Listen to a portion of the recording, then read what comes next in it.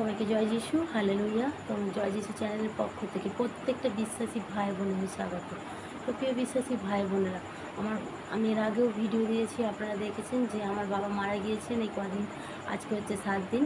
তো আমার বাবা মারা গিয়েছে, অনেকেই আছে, পজিটিভ মানুষও থাকে, কিছু নেগেটিভ মানুষও থাকে। তো পজিটিভ মানুষেরা পজিটিভ কথা বলছেন, তারা বলছেন ভালো হয়েছে, যিশুর পথে ছিল, এইভাবে নাহলে কেউ মরতে পারে না।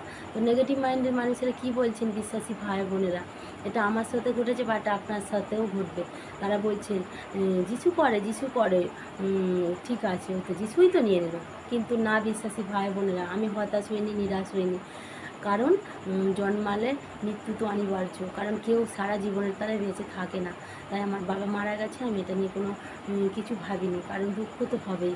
কারণ আমি আমার মাকেও বলেছি আরও বেশি বেশি করে যিশু করো। তাই আপনি যদি বিশ্বাসী হন, ভালোবাসেন, বেশি বেশি করে যিশু করুন।